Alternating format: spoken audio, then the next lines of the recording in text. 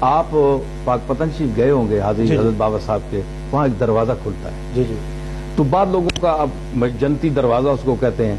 تو دوسرے جو فرقے کے لوگ ہیں وہ ہم پر اعتراض کرتے ہیں کہ رسول اللہ صلی اللہ علیہ وسلم کے سارے دروازے ہیں حرم شریف کے، وہاں کوئی دروازہ جنتی نہیں ہے،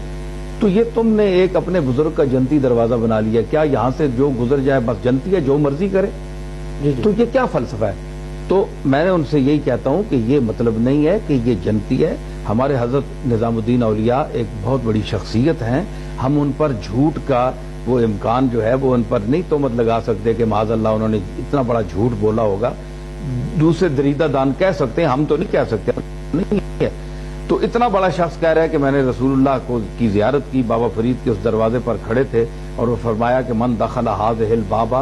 امنا، جو اس دروازے سے داخل ہوا وہ امن میں آ گیا۔ تو امن کا یہ مطلب نہیں ہے، تو امن کے لفظ کی تعبیر انہوں نے کر لی کہ یہ جنت ہے۔ تو اب یہ تو نہیں ہے کہ جو اس دروازے سے جو کچھ کر کے آیا چلو تائب ہو گیا، اللہ کی بارگاہ میں بابا صاحب سے معافی نہیں مانگنی، معافی اللہ سے مانگنی ہے، کیونکہ اعمال کا معاف کرنے والا بابا صاحب یا کوئی اور بزرگ نہیں ہے، اللہ ہے۔ اللہ سے معافی مانگ کے بابا صاحب کے دروازے پر سے گزرے اور یہ کہے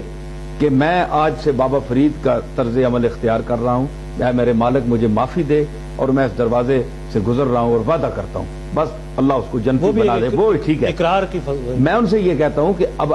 جو کہنے جی جنتی ہے، جو کچھ باہر نکل کر پھر جو بھی عمل کرے وہ جنتی ہے بہرحال، تو میں ان سے کہتا ہوں کہ قرآن مجید، یہ تو آپ نے دروازہ حضرت نظام الدین اولیاء کے حوالے سے اس کو آپ کہتے ہیں نا، تو جو قرآن مجید میں ہے من دخلہ کان آمنا، قرآن نے بیت اللہ شریف کے لیے کہا کہ جو اس گھر میں داخل ہوا وہ امن میں آ گیا، وہی لفظ امن والا، مکہ کے موقع پر حضور کرم یعنی جو حضرت نظام الدین نے کو حضور نے فرمایا نا، یہ کشفی ایک حدیث ہے، یہ علماء ظاہر میں اس کو تسلیم نہیں کیا جاتا، یہ صوفیاء کی دنیا میں ہم چونکہ حضرت نظام الدین کا احترام کرتے ہیں اس لیے ہم تسلیم کرتے ہیں کہ حضور نے فرمایا ہوگا، لیکن ظاہر اہل حدیث جو ہیں، حدیث والے اس کتابوں میں اس کا نہیں ہے، وہ عمل نہیں ہوتا۔ تو یہاں بھی لفظ آیا کہ وہ امنا، کہ من دخل هذه الباب امنا، جو فرید کے اس دروازے سے داخل ہو گیا وہ امن میں آ گیا۔ تو قرآن مجید بھی کہتا ہے من دخلہ کان آمنا، جو بیت اللہ میں داخل ہو گیا وہ امن میں آ گیا۔ تو اگر بیت اللہ میں داخل ہو کر کوئی شخص حج کر کے بعد میں وہی چوری چکاری کرے، بدکاری کرے، فسق و فجور کرے، دنیا کا ہر برائی کرے، تو کیا وہ جنتی ہوگا؟